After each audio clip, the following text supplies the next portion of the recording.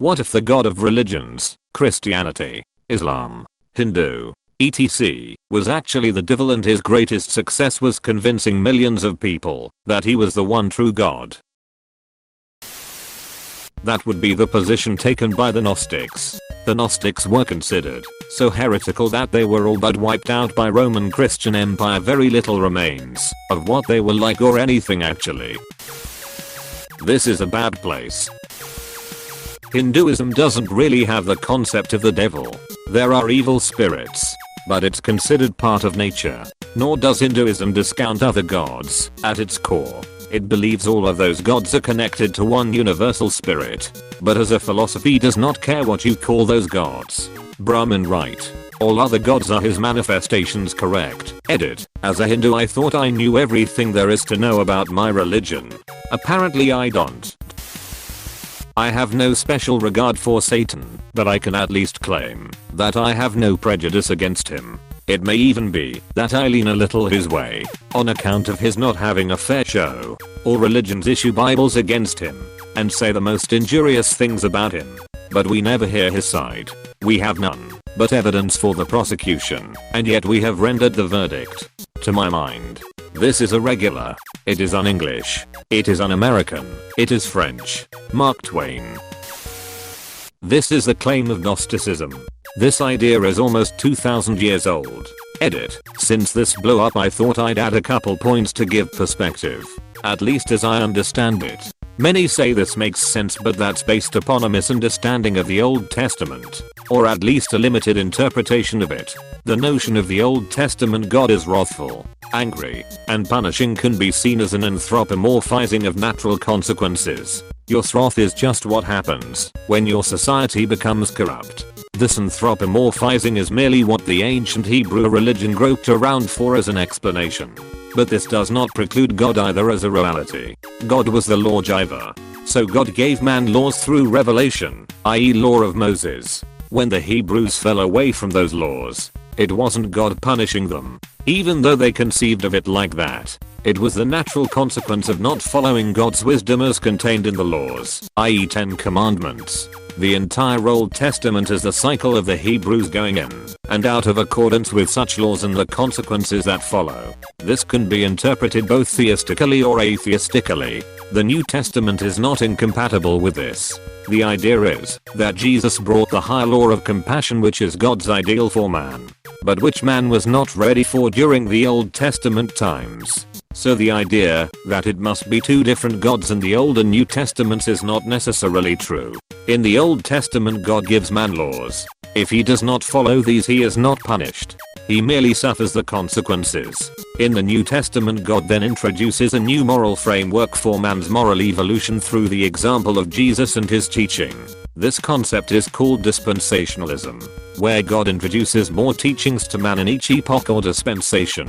This resolution of the Old and New Testaments is also many centuries old.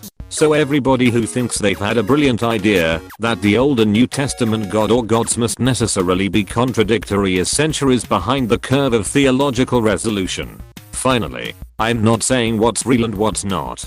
I'm merely presenting some background of the idea, so people don't jump to conclusions based on simple observations like the difference between the testaments. F. This idea is found within the Gospel of Judas. There are some pretty interesting YouTube videos on that topic. I'm just a Buddhist, so I probably don't belong here, but this enlightening. Well, the Jewish/Christian/Islamic God is the same God. I got in trouble in Sunday school for making this same point. Joke's on you. Hindus have 330 million gods and goddesses. Hinduism doesn't really fall in with the one tri-god, as it is basically contrary in many fronts, mainly being polytheistic, so it's not like every god is bad or even capable of it. There is no devil in Hinduism. Neither is there one true god as Abrahamic religions understand. In fact, you are free to be atheist if you so wish, or follow your own understanding of the religion. That is the reason technically the most liberal and most conservative people can have wildly different religions and still be Hindu. This is kind of Catharism. The Cathars believed that the God who created the world procreation, and the material world itself were all evil. They lived in southern France in the Middle Ages and got a crusade declared on them. One of the more successful ones. They left behind some beautiful castles. Could be. Although Hinduism doesn't have a concept of one true god. At least as far as I know. Neither do we have concept of Satan. Isn't the god of Christianity the one sending people into hell and punishing living humans with floods, plagues and more, while the devil only punishes the evil humans that died? Well, the Christian Satan isn't actually responsible for punishing anyone.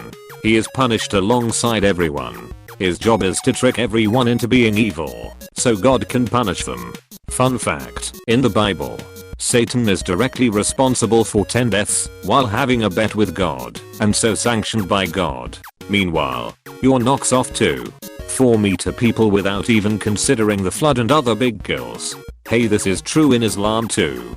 Satan is a jinn who refused to kneel to Adam when God ordered angels to do so. Satan's mission later on became to trick Adam's descendants into doing bad deeds, to go to hell alongside him.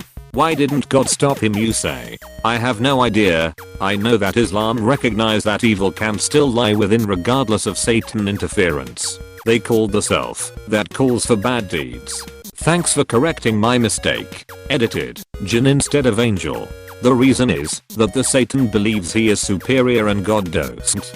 So he wagers that he can manipulate the humans to be evil, and God says bring it on.